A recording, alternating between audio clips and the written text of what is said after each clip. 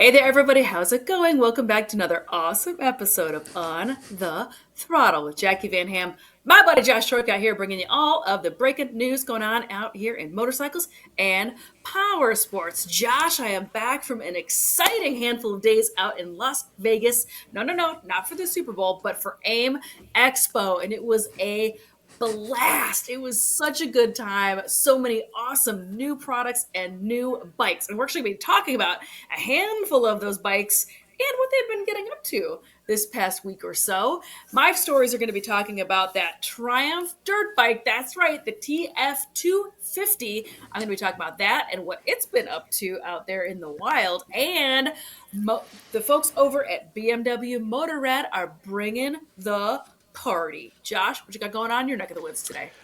I've got to do something weird about this. So some days you feel like a large adventure, and that's what we're going to talk about for my second story. My first story, though, is sometimes you feel like an adventure that's just 1/3 the size. So that'll be my first story. Sometimes you feel like a nut. Sometimes you don't. Right. With all that, we're going to be right back after this word from our sponsor.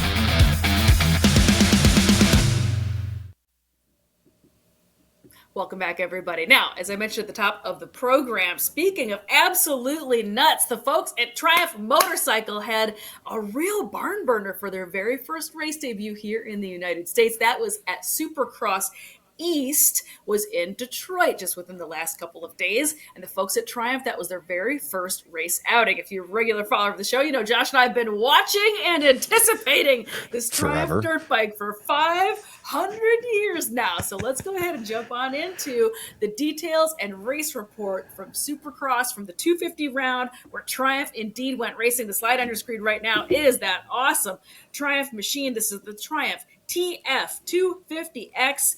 It was an all-action affair for Jacqui Swoll and Evan Ferry in the Ford Field Stadium in Detroit, Michigan for round one of the 250 Supercross East Series on February 3rd. Swoll finished in a superb sixth place, while teammate Ferry was unfortunate and had to be taken, and it was taken out during the main event first turn. It was a historic day for Triumph, which marked the British brand's inaugural entry into Supercross competition. It was certainly full of excitement. Triumph rolled into the stadium for the very first time with the primary goal of having both of its riders qualify for the main event aboard their brand new TF250X machines. Both riders were placed in qualifying heat 2, and Swoll made a great launch from the gate into fourth place. The 22-year-old was holding position strong in the opening laps until he was torpedoed off track by another rider, causing him to dramatically crash. Uninjured, though, and with the Triumph TF250X without major damage, Jacqui staged an amazing comeback to ninth, which put him right through to the final transfer spot to go straight through to the main event. In the same heat, it was a similar story for Ferry on his Supercross debut. Fast out of the gate and fighting for the final position to go into the main, Evan was hit by another rider, which caused damage to the rear brake of his 250cc Triumph motocross machine. Despite the setback, the 19-year-old rookie from Florida would go on to dominate in the last chance qualifier. That's right, in the LCQ, he dominated from gate to flag to secure his place in the main. Every Triumph member watching in Detroit and the factory in Hinckley, UK, held their breath for the next 15 minutes in the main, plus one lap as Jacqui chased down the field, lapping consistently and fast on a track that became rough and ruddy. The number 33 recovered to reach an amazing sixth position at the checkered flag for the British manufacturer. Evan Ferry, however, ended up having an accident. He was assessed by medics and did not require further medical attention, but he was DNF. So we are going to be looking forward to the rest of the race season because they are already absolutely off with this barn burner. A quote from Bobby Hewitt, who's the Triumph Racing team principal in the U.S. "What a drama-filled event," quote, "but the main thing being that Evan is okay. All in all, I'm really happy and very proud of both riders. For Jacqui, climbing all that way up from the last turn crash to place sixth was incredible. He's shown how relaxed and comfortable he is on the bike.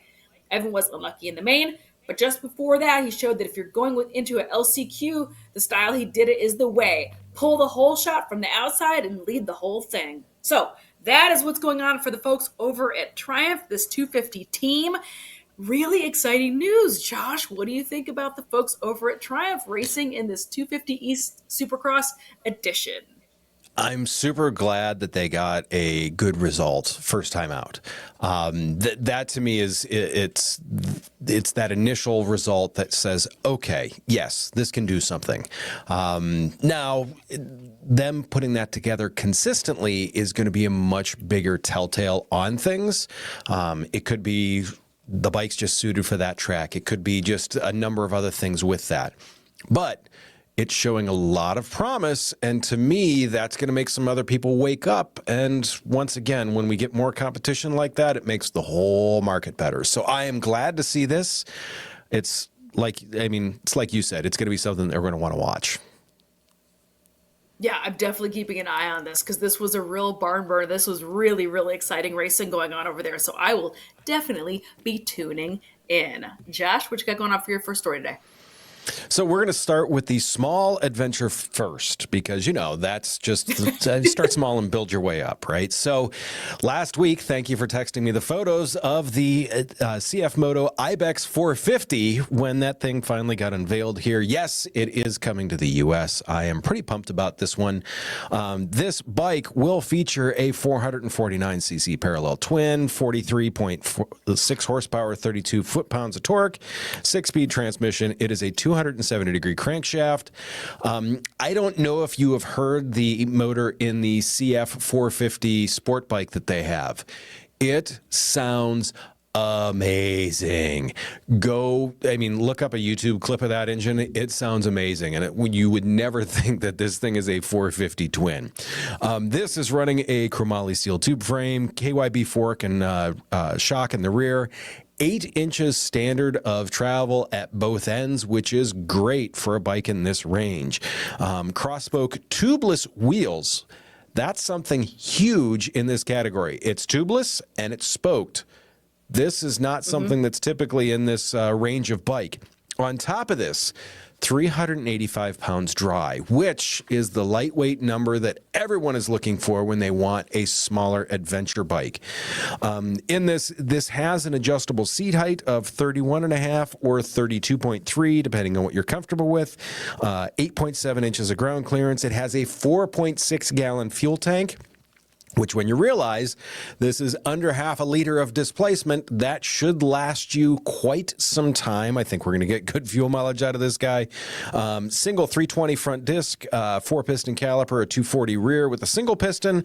It's the J. Juan brakes. There is a 5-inch curved TFT display with over-the-air support. So this thing will get over-the-air wireless updates. You hook it up to your Wi-Fi at home, it will get updated. So, and that to me is something that we're just not seeing in this category.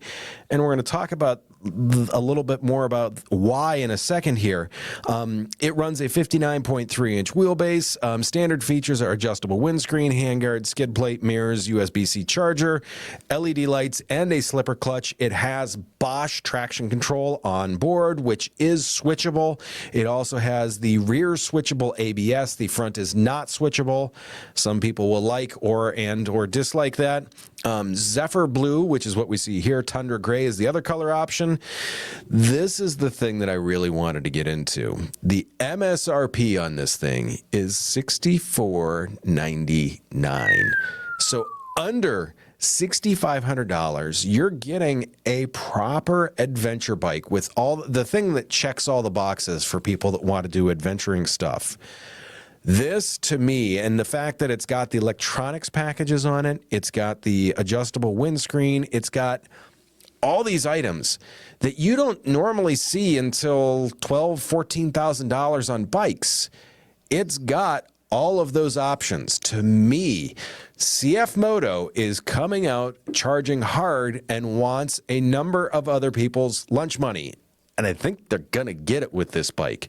The only bad thing that I see so far is that this will be arriving in the dealerships in the fall as a 2025. So you have to ride whatever you're on for this season, but get ready. I mean, on the bright side of this, Jacqui, you can go ahead and save the money. The couch you're sitting on there, go ahead and dig through the cushions, see what kind of changes in there. You don't need to do that many times in order to pay for this bike, and I mean that's a huge thing to me. I mean, what are your thoughts on that? I'm just I'm dumbfounded. I know. I love the very few occasions that you're speechless. I do appreciate them and look forward to them, honestly. No, all jokes aside, I love this bike. This was such a showstopper at AIMExpo. First of all, the CFMoto folks are just coming on strong. Their display was fantastic. It was packed all 3 days. You could barely get on the carpet. It was swarming with people and staff and everybody coming to look at the bikes. They also had some of their four-wheel vehicles on display. They had their little Papio, the little mini bike that they do that I love so much. They had all their cool stuff on display, but this was the belle of the ball. I'm not going to lie. Everybody came over and was taking pictures and standing around this bike. They had particularly this version on display in the aqua white with the hot pink accents, which was yes, CFMoto, yes. Oh yeah, I am so here for it. I love this. I even talked to some of the staff about this. The thing that really I feel like sets CFMoto apart is the fact that they have just upped the ante on their quality. For many years, they were kind of in the shadows. You know that they made bikes. They had kind of a small dealership network. They didn't have a lot of support. It felt like there wasn't a ton of love going on. They've just been kind of like simmering on the outskirts. And now, especially with the fact that they've partnered with so many European boutique brands, I feel like it's really elevated their presence a lot. It's given them a lot more eyeballs. But the one thing that I feel like really stands out to me about a lot of the Chinese brands, in particular Asia brands, is the fact that they make a good product, but a lot of times the styling feels off to me. Right. To me, CFMoto, the styling is dead on. I love this bike. I love the way it looks.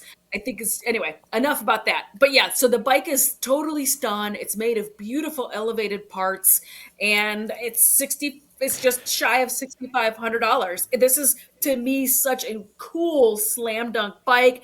I put this right neck and neck with another adventure bike that I moon about all the time here on the show, which is the Moto Morini 650 Escape. I love that bike. To me, they are very, very neck and neck, except 200 more cc's over at the Moto Morini side. But again, great value, awesome components, and beautiful, beautiful design by both companies. For sure. So And what's kind of interesting about that too is some people talk about the Chinese quality and stuff like that. When you see quality like this, and when you see that they have turned that corner and they're making stuff differently now, there was an Asian country that most people have motorcycles from that years ago people said the same thing about. I believe there was some small companies like Honda, Suzuki, Kawasaki, and Yamaha that may have been based out of an Asian country that people didn't. Yeah, we can think about that another time. Yeah, you're not wrong. It's a totally new day. I love showing people these bikes because I think they deserve your first, not only your second and third and fourth look, they deserve your first look now. These are really, for sure, really fantastic machines and fantastic companies. And again, it has everything to do with the quality control and the design team who is actually putting these bikes together. So anyway, I agree with you. And the second that they revealed this, literally, for those of you who watch the show, I ran over to the launch, snapped a photo, snapped the screen of what was going on, threw it in the post of last week's show, and sent it to Josh in the group chat. So that's how excited I was about this. Anyway, so for my second story, talking about things that I am really excited about, and I just had to talk about this today because I was so pleased as punch about this. My second story today is BMW is bringing the party back, and that's right, they're headed back. They're headed back to Garmisch-Partenkirchen. For those of you who are BMW nerds out there like I am, the last couple of years, BMW Motorrad Days, which is their huge international party, has been in Berlin. Now, Berlin is a beautiful, lovely, historic, progressive, modern city with traffic and not a lot of great riding around it. And for almost 20 years before that, they hosted their international party in a city called Garmisch-Partenkirchen, which is in the southern Germany Alps region. So obviously it is absolutely gorgeous and fantastic riding and a hoot and very traditional. And I have had the good fortune of attending a handful of those parties. The pictures on your screen right now are from Garmisch-Partenkirchen. So you can see they do like the Motordrome Wall of Death. They have display bikes. You can see the bottom left. You can see that's the Alps in the background. They have a huge like beer garden. There's vendors. It has just been a spectacular party. But for the past 2 years, the CEO or director of BMW Motorrad in Germany really wanted to encourage celebrating in Berlin because that is where the bikes are currently made and have been made since 1970. So he wanted to pay homage and give some respect to the Berlin plant. I get it, but the BMW family was not happy about it. And there was a lot of pushback about the price of hotels as well as sitting stuck in traffic and not great riding. So BMW listened, and they moved it back to Garmisch-Partenkirchen. So that's right. For this summer, for 2024, going forward, it is going to be back at Garmisch-Partenkirchen for the unforeseen future. So let's go ahead and chat about it. After spending 2 years based in the German capital in Berlin, BMW Motorrad Days returns to the stunning Alpine setting at Garmisch-Partenkirchen for 2024. The theme for this year's event is Year of the GS, and the festivities are taking place from the 5th through the 7th of July. Garmisch-Partenkirchen has, for 18 previous years, been the home of BMW's annual festival of all things Motorrad. Although, like I've already mentioned multiple times, it was moved to Berlin. So this is going to be, you can expect 3 days of unadulterated motorbike culture, party atmosphere, and unique riding experiences. They'll have more information posted as they get going. The return to Garmisch-Partenkirchen fulfills a heart's desire for many BMW Motorrad fans. The area is simply perfect for unique motorbike rides and has been home to BMW Motorrad Days, like I mentioned, for 18 years. At the foot of the local mountain, want to inspire you again this year with new products, international exhibitors, test rides, and last but not least, with the traditional Bavarian way of life and legendary party-making atmosphere. So that is what's going on for the folks over at BMW Motorrad. I, for one, will have this on my calendar. Fingers crossed. I would love to go. And that is a photo of my actual motorcycle that I shipped over there, my 1972 BMW R75/5 toaster tank in the Swiss Alps, going for a ride during the week of BMW Motorrad Days in Garmisch-Partenkirchen. Josh, what do you got to say about this traditional party making going on for the folks over at BMW? I mean, you know, I'm not a group ride fan, but you really know I'm not a fan of riding in this city. So why they did that, I mean, I understand, like you said, the let's pay homage to the factory and stuff like that. But by golly, these are motorcycle people. We do not want to sit in traffic on on an air-cooled engine between our legs. No, thank you. We want to get out and ride. So yeah, I am really glad that they are putting that back in its proper place to where people can still party and they can hang out with their friends what they want to. But if they would like to go disappear in those hills that are on the screen, they can do that too. You know where I would be. Yeah. This is such a good time. Like I said, I had to talk about it because to me, this is terrifically exciting news. And this is for any of the BMW folks watching. This is such an incredible turnout. This is a bucket list event. If you're even kind of sort of thinking about going, ship a bike, rent a bike, get yourself there. This is a heck of a good time, and it's spectacular weather and spectacular scenery is guaranteed. Josh, what you got going on for your second story today? So you mentioned one of your other favorite brands here, Moto Morini. So I am going to talk about an adventure, but it's 3 times the engine size. I don't know if it's 3 times the fun. So we'll have to cover that. So yes, we're going to talk about the 2025 Moto Morini Escape 1200 This is a 1200cc V twin. Actually, it is an 1187cc, but I mean, what's 13 cc's between friends when it's a bike this big? So, right, they're going to go ahead and just round up to that. This was unveiled here last week at AIM. It is coming to the U.S. and Canada. Now, it's been unveiled previously in Europe, but now they're saying, yes, this is coming here.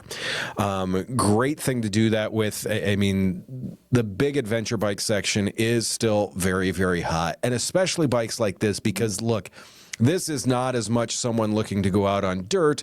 This is someone that is looking to go out and kind of take on any road they want to. So you want to ride across the country? Great, you can do that. You can take freeways with it. You get in some gravel? Great, you're not going to be in too much trouble. If you get on dumb trails like I do, well, then you're going to be in trouble. But anything up until that, you're going to be pretty good with this bike. That being said, it is an 87-degree twin. Something that I found interesting with this, for it being 1200 cc's, it is 122 horsepower. I'm thinking that sounds a little low for what something like this could be or should be. It will be interesting to see where it fits in price-wise when that comes out.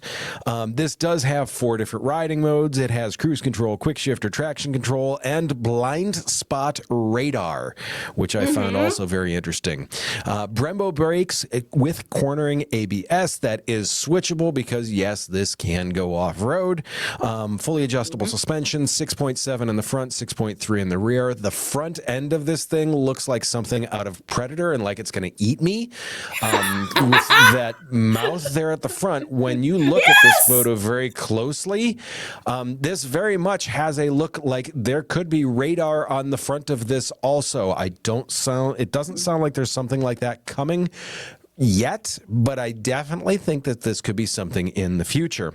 That being said, it is a tubular trellis frame. It is 33.8 inches seat height. So Jackie, get your ladder. It is LED lighting.